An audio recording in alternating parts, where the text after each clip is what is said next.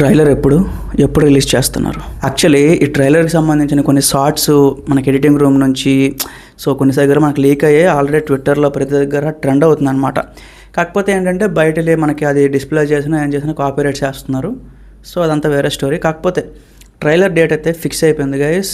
ఈ మార్చ్ 13వ తేదీన రిలీజ్ చేయడానికి ప్లాన్ చేస్తున్నారు. యాక్చువల్లీ చాలా లేట్ అయిపోయింది. యాక్చువల్లీ ఇదే రోజున ఇప్పుడు మార్చి 11వ తేదీనే వాళ్ళు ట్రైలర్ రిలీజ్కి ప్లాన్ పెట్టుకున్నారు. కానీ మరి సాంగ్ కూడా ఇప్పుడే రిలీజ్ ఉండడం ఇవన్నీ ఉండడం వల్ల మళ్ళీ వాళ్ళైతే ఆ షెడ్యూల్ అయితే మారిపోయిందనమాట. బట్ హరీష్ శంకర్ అయితే చాలా యాక్టివ్గా, అంటే మీరు చూడొచ్చు పవన్ కళ్యాణ్ గారు అంతగా ఇన్వాల్వ్ అవ్వట్లేదు, కానీ మేబీ ఆయన పొలిటికల్స్ ఎంత బిజీగా ఉన్నారు. బట్ హరీష్ శంకర్ ఏంటంటే వీలైన అన్ని దగ్గరలో ఇంటర్వ్యూలు ఇవ్వడం, ఇంటరాక్ట్ అవ్వడం, ప్రెస్తో ఇంటరాక్ట్ అవ్వడం ఇవన్నీ చేస్తున్నాడు. బాగుంది, యాక్టివ్గా ప్రమోషన్ అంతా చేస్తున్నాడు అనమాట సినిమాకి ఒక వారం రోజుల ముందు నుంచే. బాగుంది. ఇన్స్టాగ్రామ్లో కానీ ప్రతి దగ్గర చేస్తున్నాడు.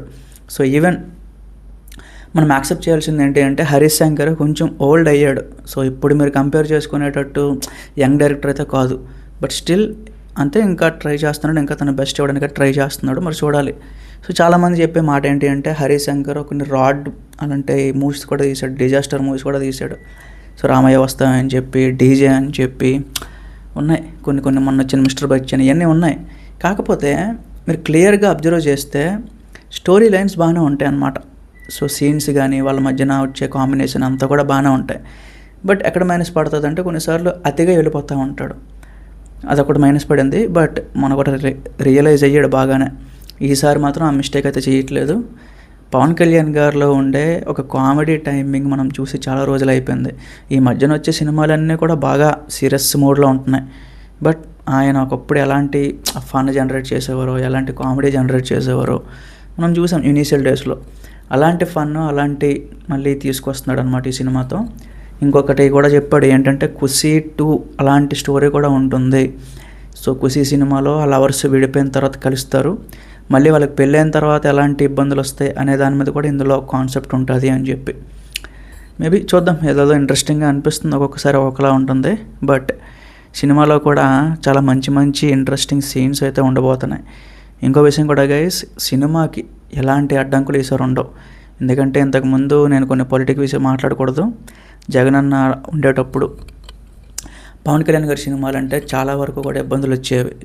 టికెట్ రేట్లు తగ్గించడం, థియేటర్లు ఇవ్వకపోవడం చాలా వరకు జరిగాయి.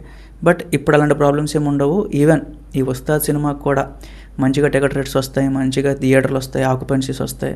ఎందుకంటే at a time single theatres అనమాట. ఈ సినిమా తప్ప ఇంకే సినిమా లేదు మన 2 తెలుగు రాష్ట్రాల్లో. దురంధర్ అంటారా, ఇస్తారు, బట్ 30% థియేటర్స్ ఇస్తారు అంతే.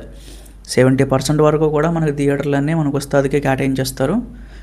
నేనైతే చాలా ఎక్సైటెడ్గా ఉన్నాను గైస్. ట్రైలర్ ఎంత వేగంగా వస్తుంది అంత వేగంగా చూద్దామా అని చెప్పి.